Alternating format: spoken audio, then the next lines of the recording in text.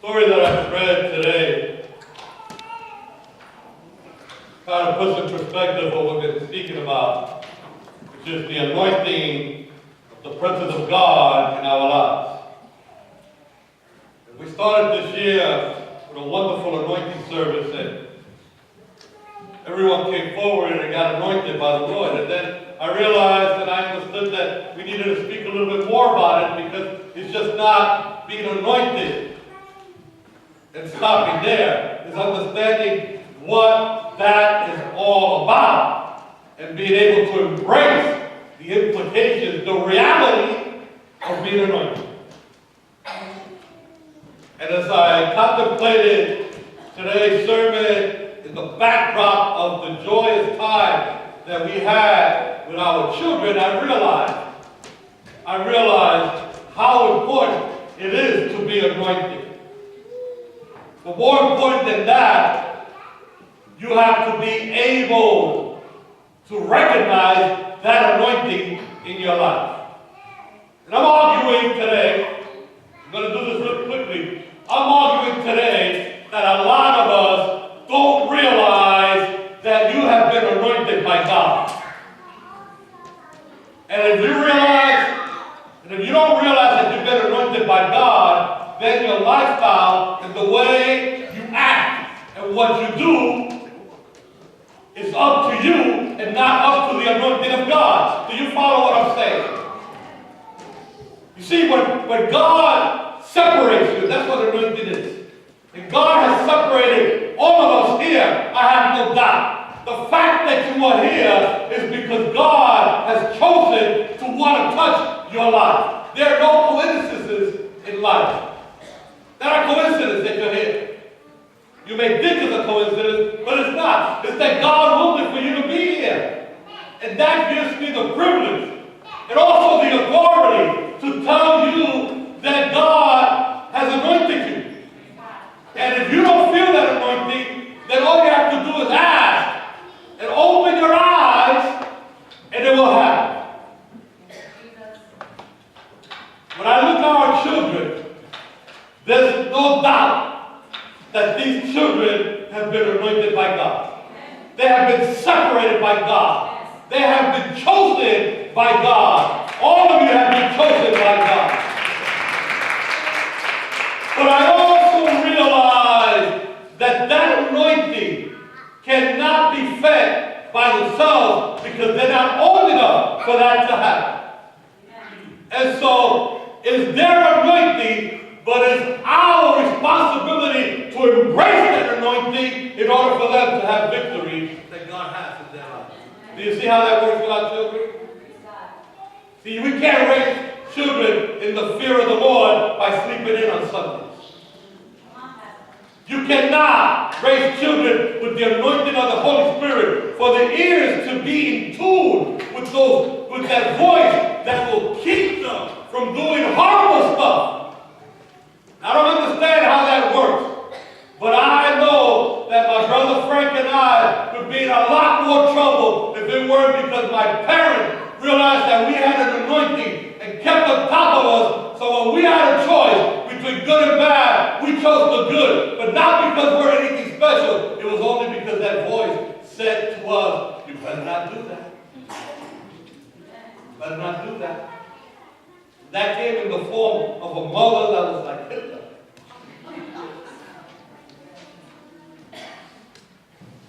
Stop. But here we are. Here we are, straight out of one of the nicest neighborhoods in the whole world. Straight out of Bed-Stuy. Do or die. See? The anointing has a purpose. A couple of weeks ago, we started on this sermon theme. Remember what I told you? Anointing is personal and it's spiritual. There's a lot of stuff about anointing that we can't understand.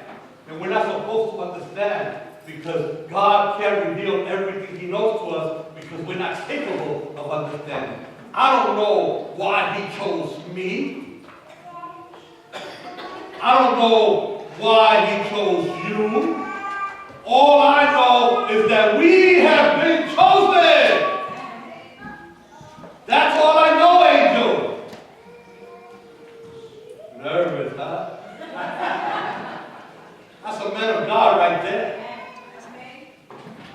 Don't think for a second that only Lou was called to be a pastor in that McGraw household. But I will say no more.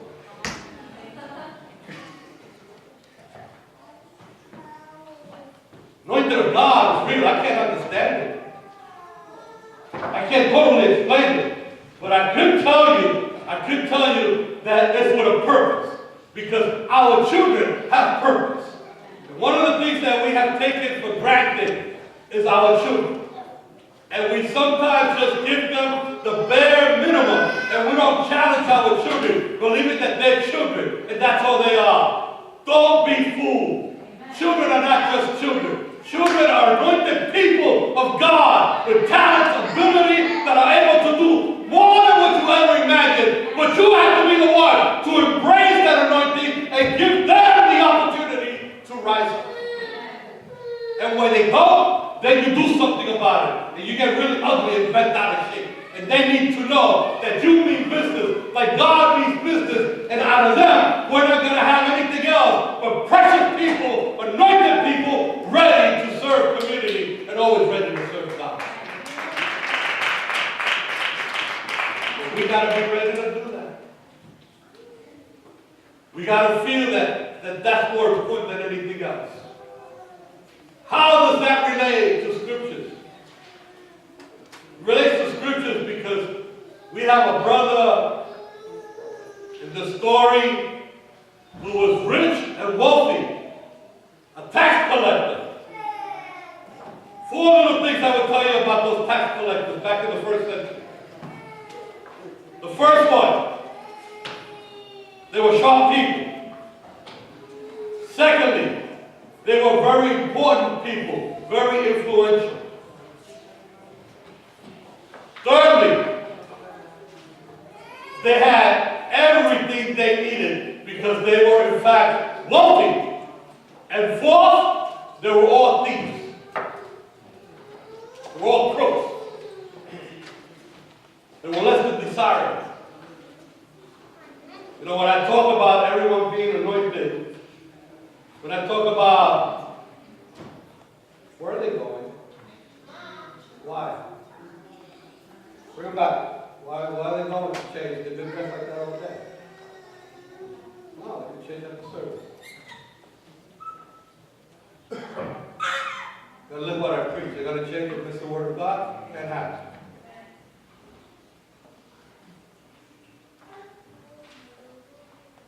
It's time to listen to the word of God. You don't change. Stay put.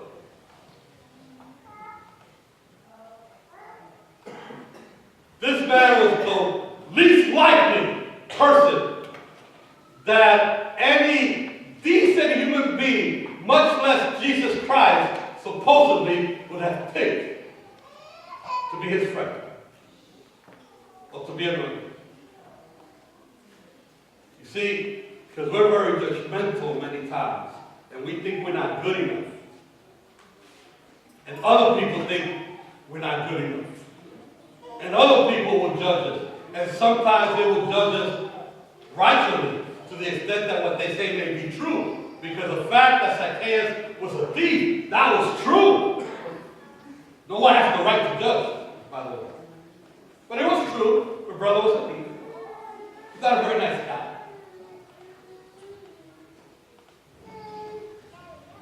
But one thing he did have, and that's what gives me hope. One thing he did have. He had the Holy Spirit, even though he couldn't call it that. Then he would know that there was something missing in his life. He wanted to see who Jesus was.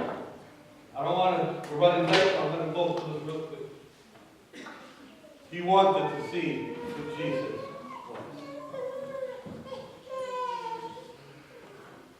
With all his riches, with all his influence, with all who he was, there was still something missing. And he thought he could find it in things that were not of God, in the thief, like I said already.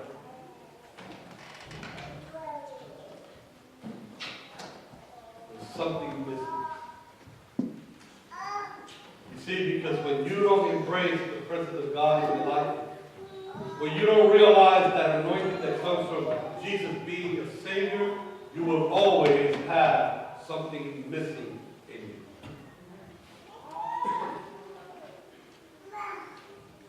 That man wanted us. Because while other people may dismiss us and say, oh, you're no good. Oh, you're ugly. Oh, you don't know what you're talking about. Oh, we don't even like you. Right? You've heard of that before, right? We spoke about that yesterday. Other people say, you're not good enough. You're not the right color. You don't come from the right side of the tracks. And other people say, there ain't no way. There's no way that anything good could come out of Bed-Stuy. There's no way that anything good is going to come out of Brooklyn. There's no way. But you know, when I got here, which is great for my ministry, but when I got here, New Jerseyans, for some reason, are scared of Perth Amboy and New Brunswick. And when I got here, New Brunswick and Perth Amboy was a country club. I started pastoring New Brunswick, and I used to go into the memorial houses all the time. And I was there like pig and bug. And people would always tell me, are you crazy? You went in there by yourself? And I said, those are nice projects. Come hang out where I live. Child's play. And so I'm sure you've heard people from New Brunswick theaters, right? You've heard, could anything good come out of New Brunswick? You've been out to the Perth Amboy.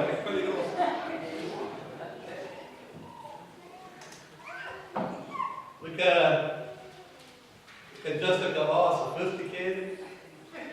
Could anything good come out of Perth Amboy?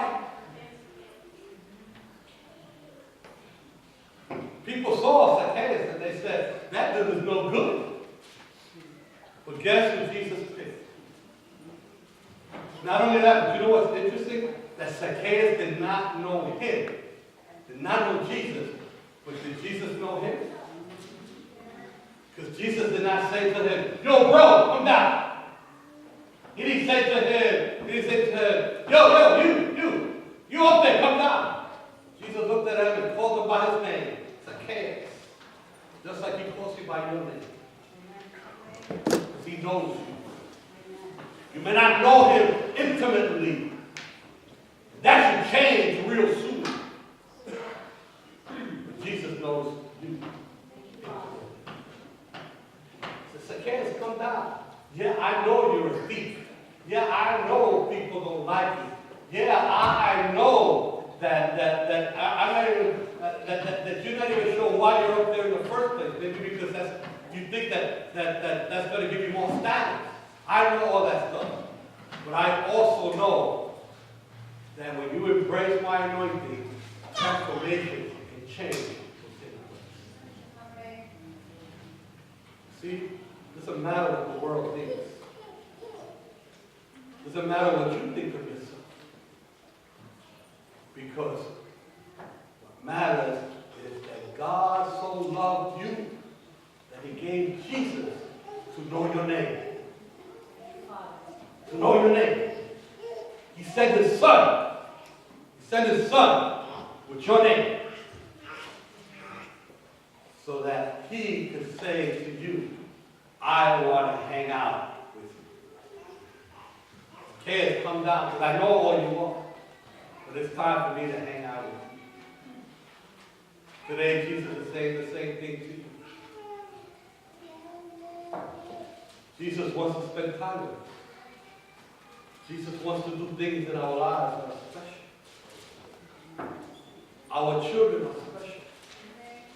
There are going to be instances where our children will be called names, will be bullied, will have to make decisions on their own. And you have to be there to remind them that they are wonderfully made and beautifully made. And that Jesus, like you and like me, know them by name. I know every single child. I have a relationship with every single child. Because they need to know that Jesus is the Savior. But they have to see that. Through you who are parents, through you that are aunts and uncles and grandparents, to you that are brothers and sisters in the Lord. Because the anointing is not only personal, but the anointing is also that allows you and me to touch others. The proof of that was Zacchaeus' reaction. See, because the touch of Jesus was enough for Zacchaeus to say, hey, I'm not messing anymore. I know I'm a thief. I'm going to give it back. And I'm just not going to give it back. I'm going to give it 4 times as much.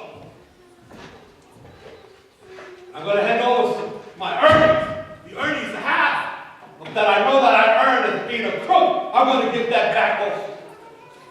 You see, things happen when you become anointed. Things happen when you embrace Jesus Christ. Things happen when you walk with Jesus. You and I are anointed for salvation. Turn to the person next to you and say, you're anointed. You're anointed. You're anointed. You're anointed. Say it to each other. You're anointed. You're anointed. You're anointed for the salvation that Jesus Christ has for you. Doesn't matter where you came from. Doesn't matter what you've been. It doesn't matter what other people think. We have a God that thinks different. You're anointed. At home, you look at these children. And I know we love them. And I know that we will supply their needs. And that we're going to be there for them. But we have to look at our children like Mary looked at Jesus. Don't think for a second that it was easy on Mary, especially with Jesus. That I'm sure that Jesus had all the qualities of a great leader. Stubborn, always scheming, getting in trouble. It's a great qualities of leadership. You know who pays the price for that? The parents. But I'm sure that Mary was just like the deputy. She ran a real tight ship. She probably had the leftover lumber from her husband's workshop. Used it to keep him in line. Because she knew that she didn't see little boy Jesus. She saw little boy anointed, serving the Lord. I don't look at Kylie, it's just Kylie. I look at Kylie as one who's anointed. And as much, and you guys love me, right? Do you love me? Yes or no?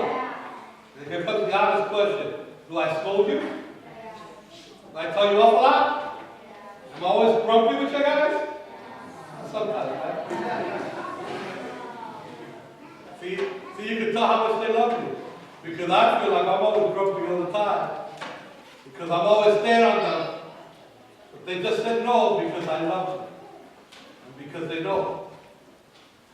And we walk together. Anointed for salvation. That's who we are. Say it once again. We're anointed for salvation.